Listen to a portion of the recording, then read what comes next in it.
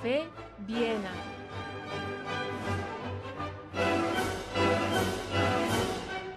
Acompáñenos a la Viena de principios del siglo XX, a un local situado en la plaza del Dr. Karl Lueger, para hablar con el economista Daniel Lacalle.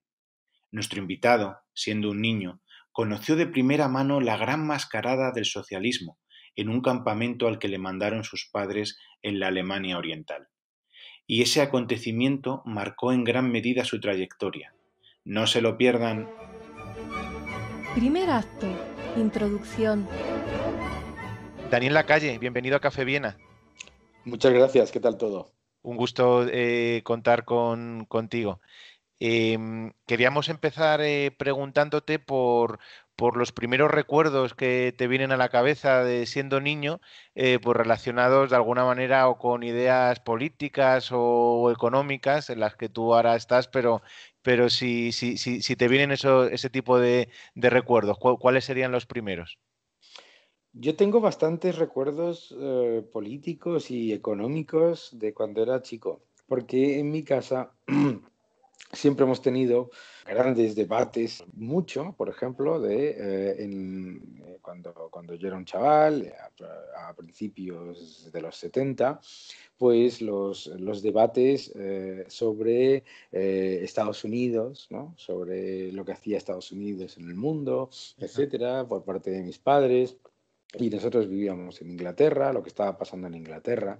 Me acuerdo mucho por ejemplo, del invierno, de ir a Inglaterra después ya de volver de vivir esos años en Inglaterra. Me acuerdo de chiquitito del invierno del descontento, ¿no? Que fue la primera vez en la que yo veía aquello de la gente enfadada, ¿no? Con el tema de por qué, pues eso, no había agua caliente, había Ujú. cortes de luz, ese tipo de cosas, ¿no?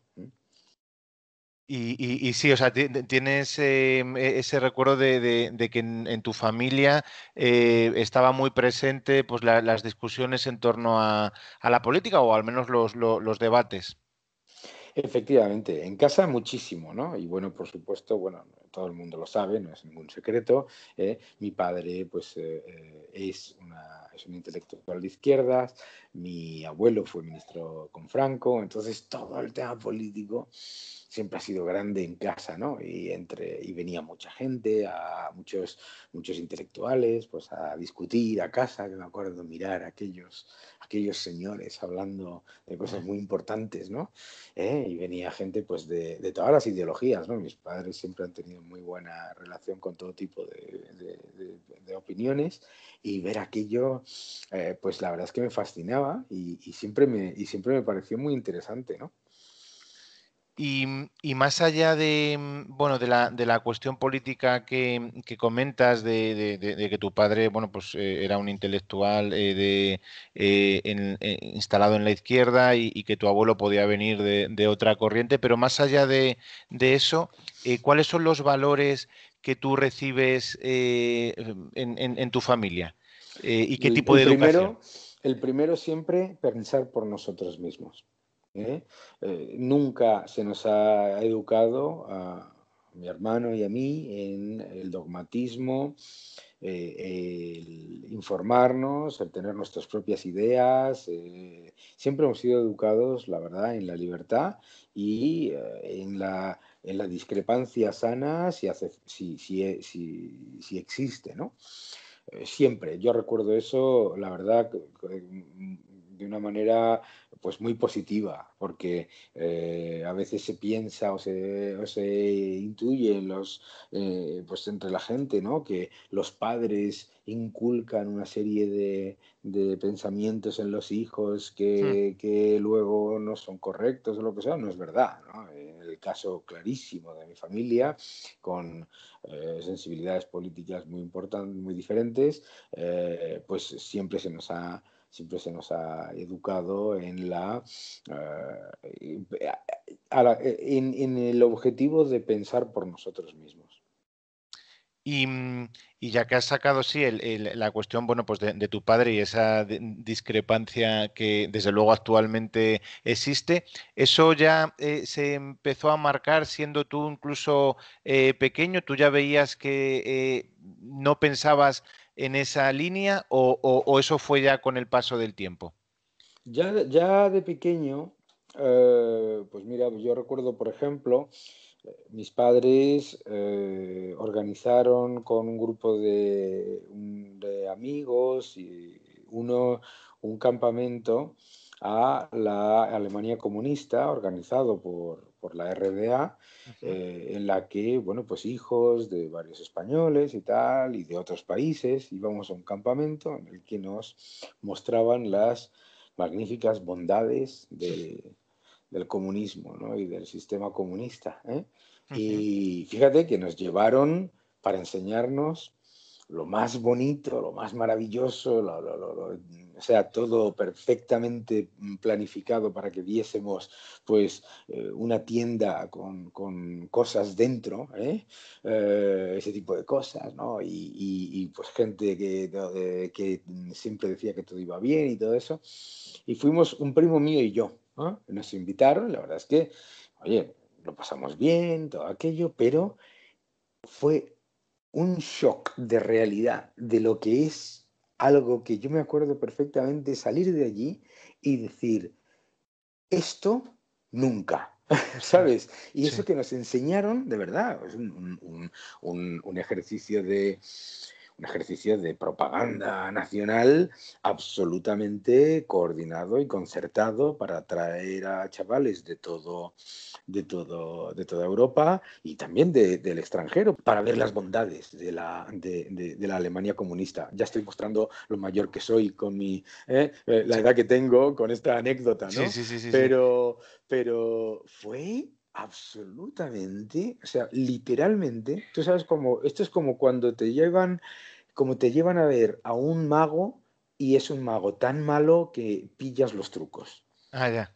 Y entonces tanto mi primo como yo, obviamente, pues diplomáticamente, uy, qué bien, sí, sí, ay, maravilloso, sí, sí, todo el mundo feliz, nada, nada, aquí, sí, sí, sí, se nota, maravilloso, sí, sí. Ujú. Y por las noches decíamos, o sea, esto yo es lo último, yo no, lo último en esta vida que Y quiero ver. erais Y los eso que únicos que de vimos, alguna y, manera y eso que indicabais que vimos. el rey estaba desnudo, ¿no? Bueno, y había, fíjate qué curioso, había algún otro chaval allí dentro que pensaba lo mismo, ¿no? Pero no muchos, claro. Pero bueno, pero es que fue algo devastador en cuanto a, o sea, si querías tener algún tipo de visión medianamente eh, digamos, positiva del comunismo, pues eso te lo Era quitaba, ¿eh? aquello. Y Claro. eso que te estaba mostrando lo bueno, Y encima, sí, ojo, que sí, no a la Stasi haciendo salvajadas, sí, ni el muro, ni nada, sino que nos enseñaron todo lo aparentemente bonito, pero era tan falso, ¿eh? claro. Que les ¿Sabes? visteis las Era costuras, tan sí. falso que es como cuando eres un chaval, te llevan a Disneylandia y te viene un señor con una cabeza enorme de Mickey, te saluda y dices, ¡ay! Este tío no es Mickey, Sí, y ya ¿no? el ¿Sabes? escalofrío, sí. ¿Y qué edad podías tener más o menos ahí? Yo creo que tenía 12 años. De 12 Que- a 13, o sea, sí, efectivamente, sí. y que de alguna manera es un episodio que te marca de por vida. A mí totalmente, a mí totalmente, totalmente todo. O sea, todos esos días con aquellas personas con muy buenas aparentes intenciones de mostrarnos las bondades de Cuba, porque también te hablaban de Claro, Cuba, te sí, hablaban obviamente, de la Unión Soviética, de que no había crímenes, de que no había, claro, de que no había paro, de que todo el mundo era feliz, de que tal y que cual, no sé qué, no sé cuánto. A mí me marcó muchísimo ese campamento. Repito que lo pasamos bien, no fue ahí no sí, fue una experiencia a la que nuestros padres nos enviasen a un infierno, todo lo claro, contrario, exacto. ¿eh? Lo pasamos bien, estaba bien organizado y todo eso, pero era tan falso, literalmente como si te meten en Disneylandia y te dicen que eso es la Sí. realidad. ¿Y cómo recuerdas entonces, pues bueno, los días posteriores o semanas posteriores, el choque al plantear esto? Porque me imagino que de alguna manera un niño de 12 ¿Eh? años, pues esto en casa lo plantea y cómo Sí. ese choque pues con tu padre, entiendo. Sí, bueno, no fue un choque, volvimos, recuerdo que hicimos unos cuantos comentarios pues irónicos, jocosos y negativos. Ah, la reacción de mi madre fue negativa, ¿no? La reacción de mi madre fue negativa, pero nada, digamos, no intentaron, o sea, como te decía antes, mis padres nunca intentaron que nosotros, digamos, educarnos en el adoctrinamiento. Ah, ya. Entonces, pues su reacción fue negativa en el sentido de que nos estábamos riendo de un país que estaba luchando a pesar de la maldad de otros, ¿no? Pero bueno, pero nada, no iba más allá, es decir, un Sí, ya. comentario, no hubo una reacción por parte de mis padres en general, digamos, negativa, es verdad. Teníamos muchos, luego a mí me pasó mucho, por ejemplo, yo recuerdo la época, bueno, fue más o menos la misma época, la época de Reagan, ¿no? A mí Ajá. me chocaba muchísimo lo que recibía de input por parte de los medios que teníamos en casa y de los comentarios que escuchaba en casa sobre, bueno, pues que Reagan era tonto, que Reagan no tenía ni idea de nada, que Claro. Reagan era senil, que Reagan era lo peor, ¿no? Reagan era Sí. todo lo peor, lo peor, lo peor. Y yo lo veía y decía, Mm, esto ¿eh? no Esto cuadra, ya, ya. no cuadra, ¿no? Y bueno, entonces, y con el paso de los años tú ya vas también orientándote a querer estudiar algo relacionado con economía y finanzas según vas, bueno, avanzando en la adolescencia.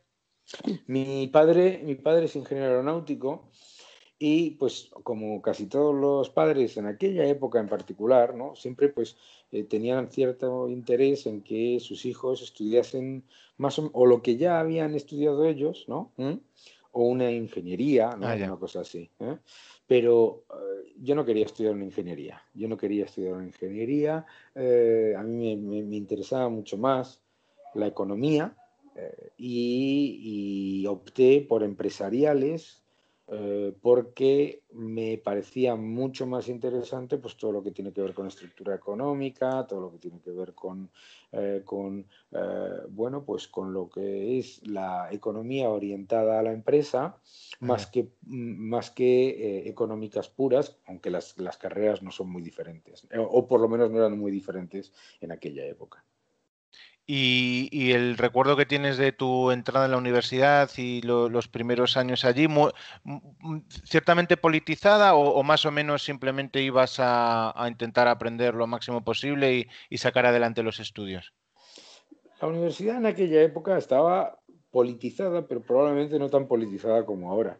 O sea, es incuestionable que la gran mayoría de los profesores, yo estudié en la Universidad Autónoma, la gran mayoría de los profesores tenían un sesgo de izquierda, por eso era evidente, pero no era una cosa que tuvieses, digamos, que se estuviese vendiendo en tu día a día o que tuvieses, sino que no era un problema. Yo no viví un entorno politizado. Estábamos en la Universidad Autónoma al lado de la Facultad de Políticas, en la que había un nivel de politización obviamente absolutamente brutal, ¿no? Y yo creo que en empresariales, pues la verdad, era un entorno bastante neutral, ¿no? Y lo que sí recuerdo fueron la decepción de los primeros años, ¿no? Los primeros años, Ajá. la facultad orientada pues a memorizar cosas con muy poco valor, Ya. una educación muy orientada hacia pues la memorización, cosas poco, digamos,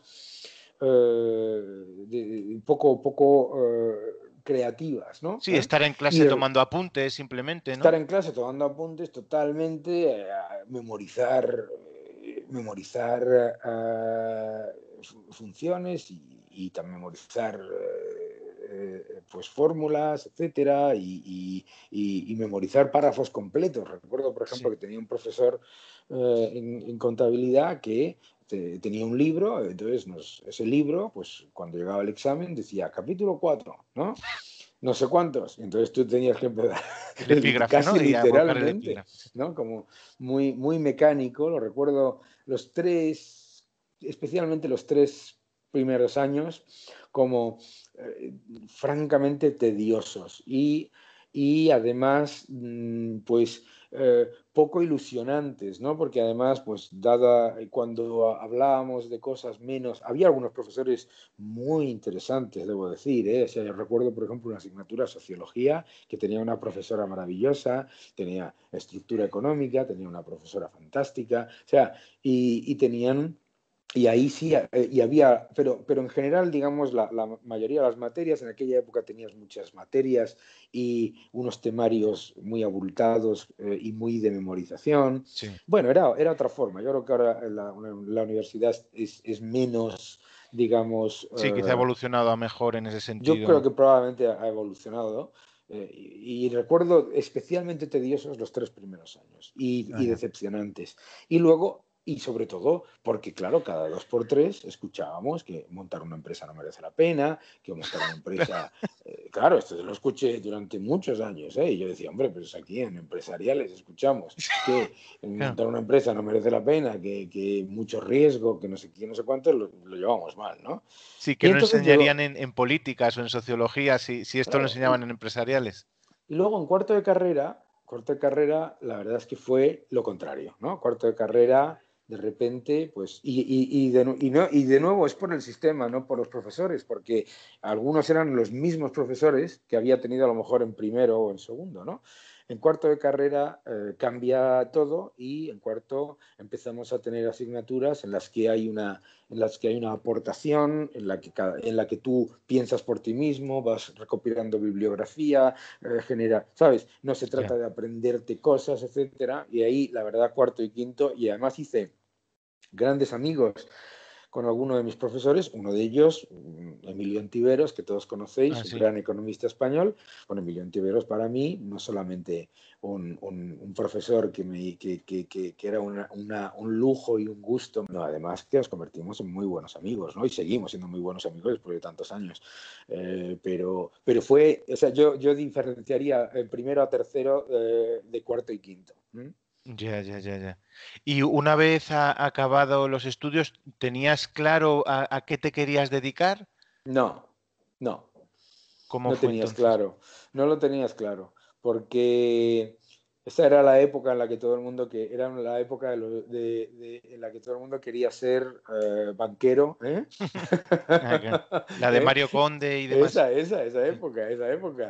Era la época en la que los chavales iban con gomina por la facultad, ¿no? ¿Eh? O sea, sí, sí, cosas increíbles. El famoso esto de David Summers del jersey amarillo Ah, sí. no es una invención, ¿eh? Existían los jerseys amarillos. Eh, la mayoría de la gente quería ser banquero, ¿eh? Y mayoría de la gente quería trabajar en el sector financiero. Y, eh, y yo, la verdad, bueno, pues me interesaba, pero me interesaba más ver qué opciones podía haber, ¿no? Y yo recuerdo la primera entrevista de trabajo que tuve fue con un señor que no lo olvidaré nunca, porque me lo estoy viendo ahora mientras un señor también, gomina, a que no Ujú. falte, gomina, tirantes, una camisa, nunca olvidaré esto, una camisa que tenía el cuello y los puños de colores distintos que el resto de la camisa, un horror tremendo. Sí.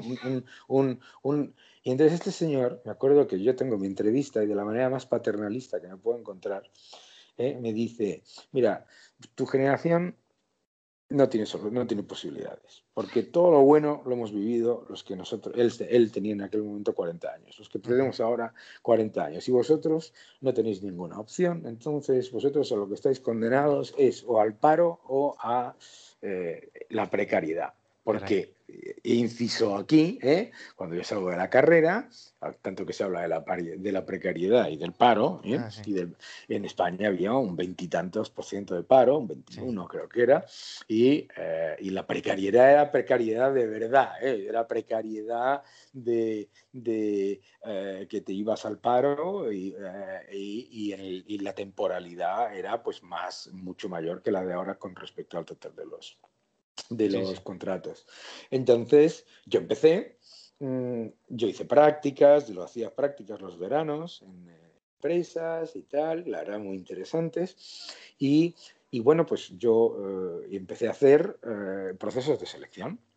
Y en esos procesos de selección, pues dio la suerte en la que salí en el proceso de selección para entrar en Empetrol, lo que es ahora Repsol. ¿eh? Ajá. Dios mío, qué edad tengo. Entonces empecé a trabajar allí en un sitio y tuve una fantástica suerte. Empecé a trabajar en un sitio que se llama, que era lo que era la sala de trading y la sala de todo lo que tenía que ver con operaciones internacionales, con un grupo de gente fantástica, todo gente joven, una jefa maravillosa. Y la verdad es que tuve mucha suerte ahí porque era un entorno que, siendo una empresa, pues digamos, casi ministerial, Ah, claro. estábamos en un entorno muy dinámico, con un equipo fantástico, que hemos mantenido amistad durante décadas, ¿no? A pesar de que cada uno hemos ido por nuestro lado. Y una oportunidad, la verdad, fantástica de estar en un sitio muy, muy, muy, muy diferente, dentro de una empresa que probablemente era, pues, digamos, poco dinámica en sí misma, ¿no? Ah, ya, ya. Y bueno, claro, y ahí ya es cuando empieza tu carrera, y ya sin solución de continuidad. Bueno, de alguna manera es el inicio que explica bien luego a dónde has ido llegando en el ámbito de las finanzas y la inversión. Bueno, no, no, yo creo que sin solución de continuidad, no, yo creo que mi carrera ha sido constantemente, pues, digamos, testar los límites y buscar y tomar un reto, ¿no? Porque Ah, la inmensa mayoría de esos buenos amigos con los que empecé, pues la gran mayoría siguen a lo que es ahora Repsol, han tenido una carrera, pues a lo mejor de veintitantos años, mucho, y están ahí, ¿no? Oye, sí, fenomenal. sí. Yo estuve en Repsol varios años, tuve la suerte de vivir la época de estar en el área de presidencia durante un tiempo y aprender de un entorno muy, muy, muy complejo. Luego me fui de Repsol, me fui a Enagas. De Enagas me llaman para ficharme en un banco en la City y todo el mundo me decía, pero ¿qué dices? O sea, ¿cómo te vas a ir a dar dos pasos para atrás con un sitio donde tú ya tienes una experiencia y un puesto seguro y tal y cual? Y me fui a la Sí. City a vivir encima de un Starbucks en un apartamento en el que de vez en cuando aparecían ratones ahí Ah, sí. por la Recuerdo que noche. eso lo contabas en Nosotros los Mercados, ¿no? Contabas Sí. esa experiencia. Sí, Mm. sí, sí. Sí, porque la gente se piensa, pues que tú has sido, sabes, como en muchas ocasiones la gente se piensa que tú has tenido una carrera en la que todo ha sido fácil, ¿no? Sí, sí, sí. Pues no, no, o sea, yo creo que no voy a decir que todo ha sido complicadísimo, pero con enormes dificultades y con enormes retos, ¿no? Y luego en la City, pues de repente me llaman de Citadel, un fondo muy, muy, muy, muy competitivo, con una mentalidad y con una cultura muy específica. Luego estuve en Ecofin y luego en PIMCO. O sea, que siempre ha sido a lo contrario, ¿no? A lo de la solución de continuidad. Ah, bueno, Probablemente la sí, solución. sí, me refería en el Sí. ámbito, al menos en ese ámbito de las finanzas, Bueno, pero aunque fíjate que yo obviamente empiezo, escalando. Claro. empiezo en el área de financiación internacional en Petrol. Luego, cuando en Petrol se convierte en Repsol, yo paso a actividad puramente comercial en activos petrolíferos, ¿no? Yo me dedicaba a la exportación, literalmente, de ceras, lubricantes. Me iba por todos los países de África, me Ajá. iba por todos los países de Oriente Medio y todo eso, en la época en la que en aquellos países todo el mundo estaba en guerra, ¿no? Me iba a esos países a intentar vender productos petrolíferos, etcétera, etcétera, tal cual. Y entonces después ya me sale la oportunidad de pasar al área de relación con inversores y relaciones externas, con gente maravillosa, con Jorge Segreyes, con Antonio Gómez, con muy buena gente, y trabajar en el área de presidencia junto con Alfonso Cortines, Ramón Blanco y todo aquello.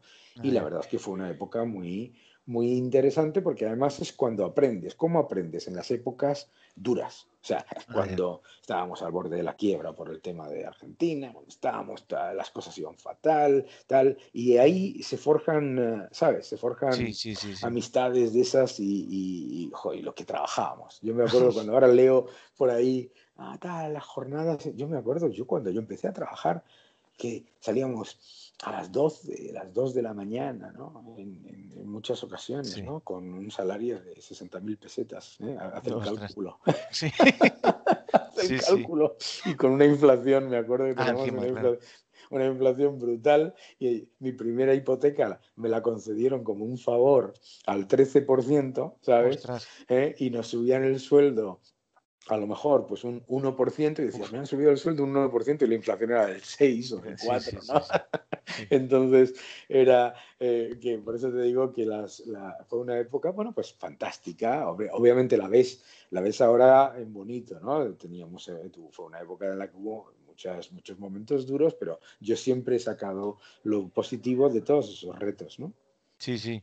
Y tu aproximación así ya más formal, más allá de esa primera experiencia personal que te marcó en la niñez, a las ideas de la libertad, ¿cuándo se podría decir que de alguna manera las abrazas? Uy, mucho después, Ah, mucho ya. después. Fíjate, toda mi época en la que yo termino como economista, estoy trabajando en empresas, incluso en la época en la que estoy ya en la City, ¿de acuerdo?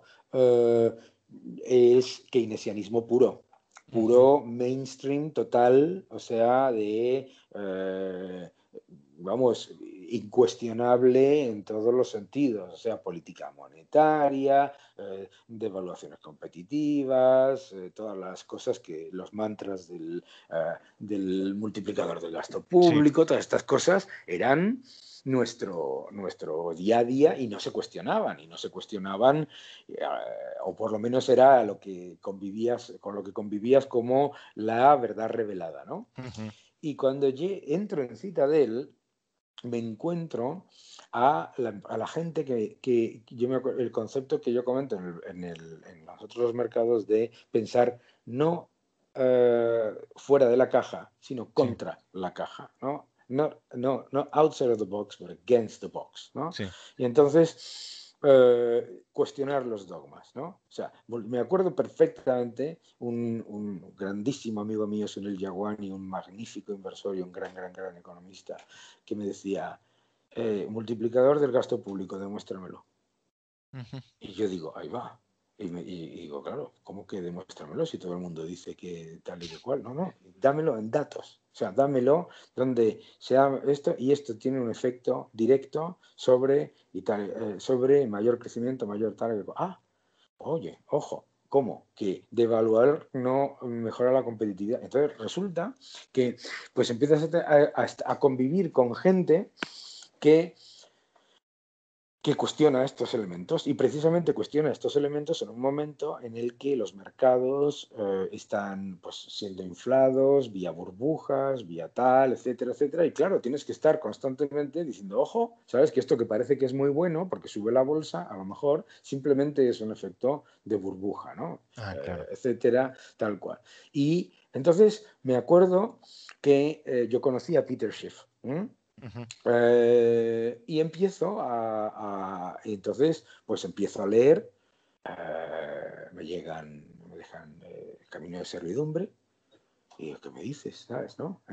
Thomas Sowell, Ah, me empiezo a leer distintos autores de sensibilidades diferentes y dices, ojo, ¿sabes? Que lo que está imbuido de que esto es lo que es y es indiscutible, no solamente es discutible, sino que es empíricamente discutible y además hay toda una literatura y toda una experiencia y todos unos autores que lo rebaten, ¿no? Y en el caso, y en el mundo de los hedge funds ujú. había muchos pensadores austriacos.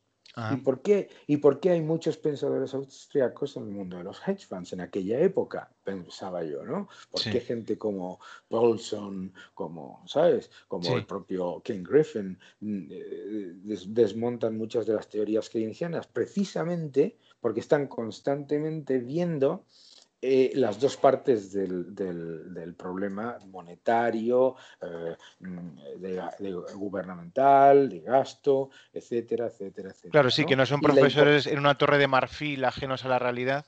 Sí, porque claro, ¿qué es lo que pasa cuando tú eres un profesor y entonces dices, tú haces una hoja de Excel, ¿no? Y dices, no, es que esto es lo que dice la hoja de Excel, ¿eh? Y entonces utilizas las dos palabras más peligrosas que hay en economía, que son ceteris paribus, ¿ok? Sí, ¿Vale? Que significa, o sea, todo lo demás no cambia, entonces fíjate, este es el sí. impacto, ¿vale? Y luego dices, ojo, ¿sabes? Aquí están estos señores que cuestionan la realidad, ¿no? Y me acuerdo de Carl Icahn, ¿no? Un grandísimo inversor y una persona muy poco simpática, ¿no? Ujú. Que decía constantemente a los profesores de Harvard y todo eso, no sé cuántos, decía, that's bullshit. Ah, sí. ¿Mm? Porque claro, porque sí, tú estás hablando, sí, porque si aumenta la masa monetaria en no sé cuántos, eso genera un crecimiento y tal, y todo eso, claro, todo eso son pues En estimaciones el modelo, sí. de modelos y no sé cuántos. Ya, ya, ya, ya. Entonces tú, claro, vuelvo otra vez porque, bueno, es una experiencia que impacta.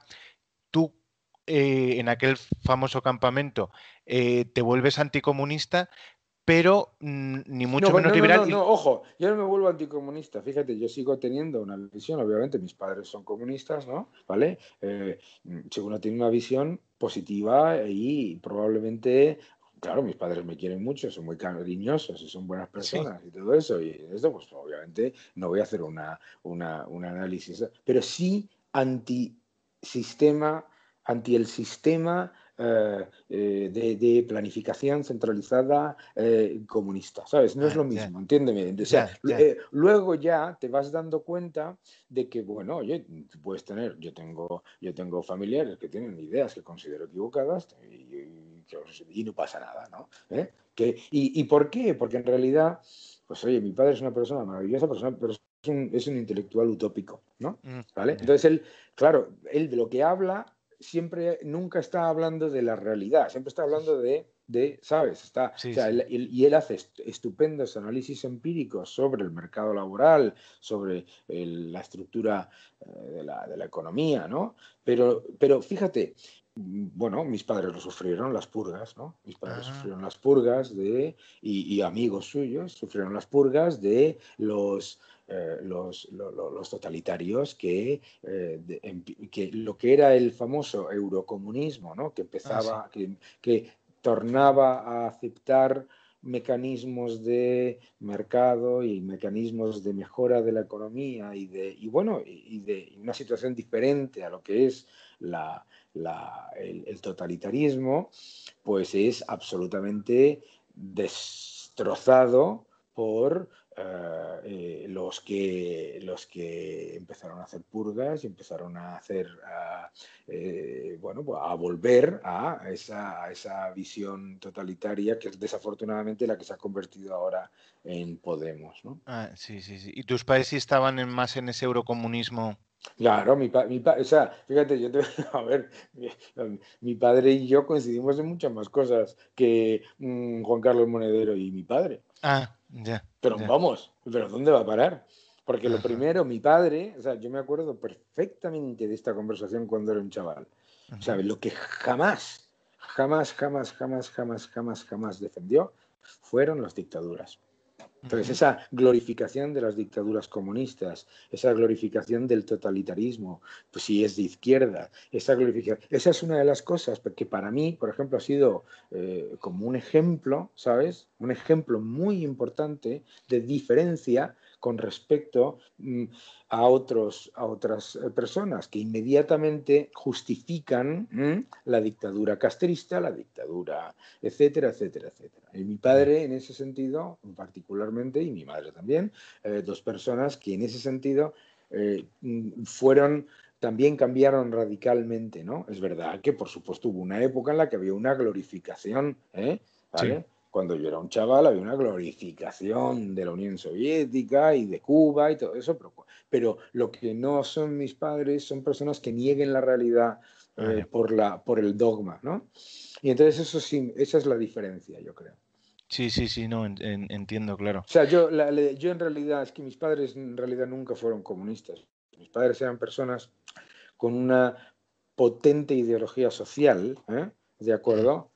Porque luego, pues, oye, mi padre ha llevado a cabo actividades empresariales y los dos han sido trabajadores. O sea, yo creo que simplemente son personas que durante el franquismo, y sobre todo mi padre viviendo en casa Claro, de un militar. Sí.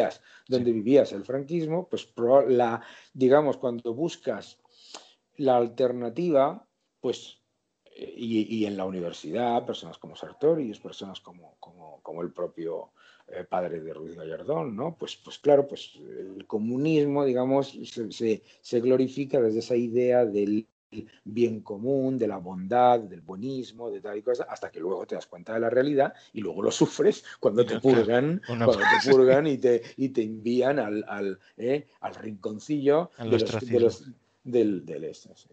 Sí, sí, sí. No, claro, se entiende muy bien esa explicación de cómo pudieron evolucionar Sí, y porque matizar, ¿no? no hay que ser, o sea, yo creo que no hay que ser, estamos viviendo en una época de etiquetas, ¿no? Y yo creo que nos equivocamos en eso. Segundo acto. Nudo.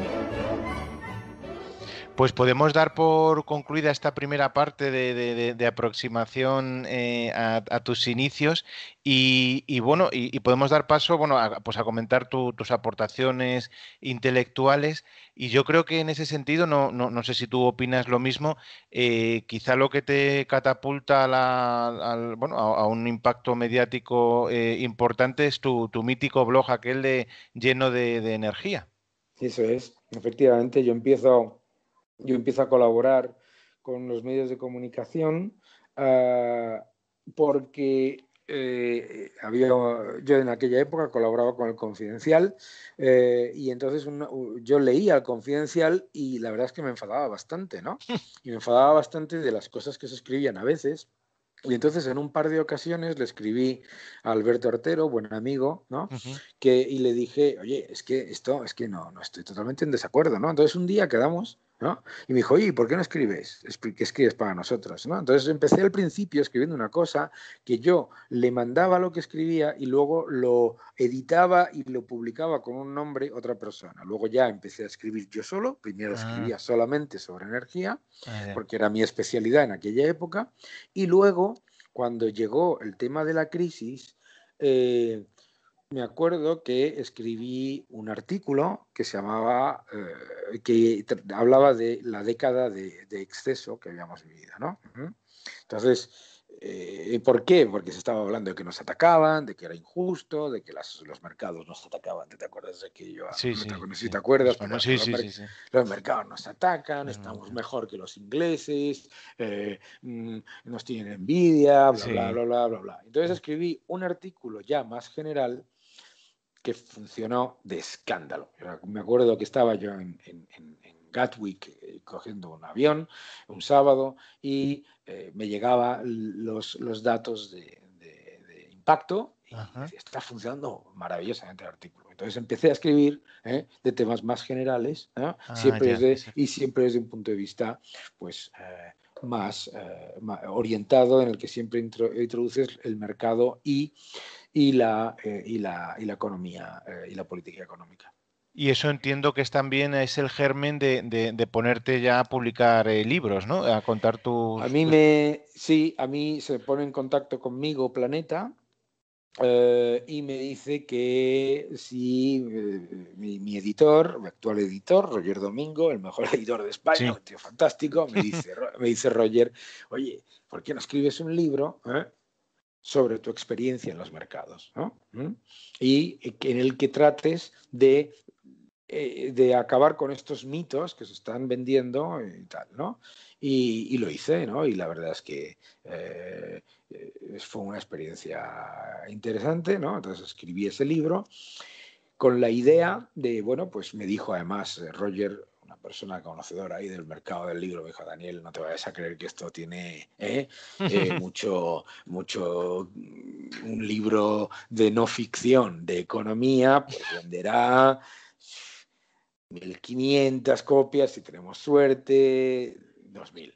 Sí, Bueno, pues nada, ¿no? Y sí. entonces me acuerdo que me tomé 3 días de vacaciones para hacer la promoción del libro, me vine desde Londres, hice y me dicen: oye, es que estamos desbordados, no te puedes quedar 2 días más. Caray, Y yo, ahí va, ostras. pues no sabía. Y el libro se vende de manera espectacular y se sigue vendiendo, estamos hablando del año 2014, Sí. estamos en el año 2019 y se siguen vendiendo, ¿no? Entonces, la verdad es que fue muy espectacular, fue muy diferente, sí. Y bueno, sí, sí, bueno, pues menudos recuerdos gratos tendrás, sí, sí, de Bueno, todo sí, aquel sí, momento. sobre todo porque, claro, uno de los libros no vive, ¿no? Claro, Pero con eso no se gana dinero, pero que escribas un libro y que la conecte, influencia, ¿no? Que adquiere. con la gente, Sí, que es lo que ha ocurrido con este libro, que le muestra a la gente que lo que te están diciendo constantemente no es así, que hay otras formas y que tú eres y como es un libro muy personal, también como Viaje a la Libertad Económica, que también hay otras personas que han vivido otras cosas y que si yo he tenido la carrera que yo he tenido haciendo las cosas que yo he hecho, tú puedes tenerla. No es sí, que tú puedas, es que, vamos, seguro que eres 1.000 veces, no, tú, contigo que estoy hablando y los que nos están escuchando. O sí, sea, sí. que esa idea que nos están metiendo constantemente de no merece la pena, de tal y que cual, que la olviden, ¿no? Sí, sí, sí, sí, sí. Y bueno, y luego también otra faceta tuya ya más reciente es, bueno, pues dar el paso de estar de alguna manera a los mandos de un think tank como Mises Hispano. Eso es. Pues Y, hombre, todo esto es parte del proceso, ¿no? De ir tomando, bueno, a medida que vas teniendo también tienes mucha más independencia, no solamente económica, sino capacidad de influencia, etcétera, de nuevo, nunca quedarte en la zona de confort, de tomar, de echarse al sí, barro, ¿no? Hay que sí, sí. echarse al barro, hay que seguir dando la batalla de las ideas y hay que no solamente seguir dando la batalla de las ideas, sino hacerlo también desde la sociedad civil y desde la política, en mi opinión, ¿no? Sin desmerecer a las personas que prefieren quedarse en las ideas, por supuesto. Tercer acto. Desenlace. Y para terminar, en este último bloque, bueno, pues siempre planteamos algunas reflexiones en torno a las ideas de la libertad. Para ti, en estos momentos y en los próximos años, ¿a qué grandes amenazas crees que nos enfrentamos? ¿Cuál puede ser la peor de ellas para la sociedad? Yo creo que la mayor amenaza que estamos viviendo es el blanqueamiento del socialismo. Ujú. O sea, yo creo que esa venta constante de esa especie de Arcadia mágica de que si se aplica el socialismo totalitario, intervencionista, eso va a ser buenísimo para todo el mundo, a mí eso me parece francamente peligroso, tanto desde el punto de vista monetario como desde el punto de vista político. Me parece que esa es una gran amenaza. Yo creo que la otra gran amenaza es que a mí me entristece muchísimo la división entre distintos colectivos y distintas personas y distintos individuos en los que defendemos las ideas de la libertad. Ujú. Porque eso se nos está utilizando para como digamos, publicidad negativa del sistema, pero para introducir un sistema más negativo, un sistema destructor y un sistema liberticida. Es decir, en Latinoamérica, en Estados Unidos, se utilizan los argumentos de personas de la escuela austriaca o de personas digamos, del entorno de la defensa de la libertad para justificar la destrucción de la libertad mayor, ¿no? ¿Sabes? Y por eso Ya. para mí es tan importante participar dentro del debate político. Yo entiendo perfectamente que haya gente que lo rechace, pero creo que es muy importante porque para mí la amenaza es muchísimo mayor de lo que muchos perciben. Yo no acepto, o sea, yo no acepto el estar en la equidistancia entre los totalitarios y los que gestionan de manera no óptima un sistema en el que hay un nivel de libertad alto, ¿de acuerdo? Ya, Yo no ya. puedo estar yo no estoy en esa equidistancia bajo ningún concepto. Yo tengo, para mí, además, como he tenido la enorme suerte de vivir desde la libertad que me han dado mis padres, la realidad también de lo que es el totalitarismo de la izquierda y de la ultraderecha, Ujú. yo no quiero absolutamente nada con esa equidistancia. Para mí, en la Unión Europea, en España, en Estados Unidos, etcétera, podrá haber grados de separación entre el nivel de libertad, derechos individuales, propiedad privada, etcétera, pero no me vale la equidistancia con eso y la nada, ¿no? Recuerdo que había un humorista, Bill Burr, que decía, yo no voy a elegir entre el diablo y Trump. Ah, ya. Claro, no, Sí. porque es el diablo, ¿entiendes? Entonces, Trump tiene muchas cosas muy malas, malísimas, y las vamos a combatir día tras día desde la defensa de la libertad, pero no me vale que porque Trump tenga muchísimas cosas malísimas, lo que vaya yo a aceptar es el totalitarismo bolivariano. Sí, sí, sí, sí. Y bueno, estamos en marzo de 2019. La última pregunta sería, ¿eres optimista a corto, medio y largo plazo con España? Yo soy optimista por naturaleza. España, a largo plazo, va a seguir progresando, va a estar mucho mejor. España está hoy muchísimo mejor de la España que yo viví en el año 91 cuando salí de la carrera, de la que yo viví cuando era un chaval, y lo va a estar, y va a estar muchísimo mejor. Me preocupa el potencial. A mí lo que me preocupa, por supuesto, es no caer en la complacencia y decir, bueno, como vamos a estar mucho mejor, entonces todo da igual. No, Ujú. yo creo que podemos estar no solamente mucho mejor, sino muchísimo mejor. Entonces, lo que yo quiero es que cuando vengo a España y hablo con las empresas, hablo con las familias, hablo con todo, y ves ese enorme potencial. Me decía el embajador de Estados Unidos recientemente, cuando uno viaja por España lo que ve es potencial, ¿vale? ¿Y por qué Ujú. siempre se queda ahí en hasta aquí? Hasta aquí, Ya. no vaya a ser que duela, ¿no? Yo creo que esa es la diferencia. Yo a corto plazo creo que hay riesgos importantes, muy importantes, que estamos ignorando en la ralentización de la economía. A medio plazo soy optimista, a largo plazo soy optimista. ¿Por qué? Porque lo que también estamos viendo con toda esta tensión y toda eh,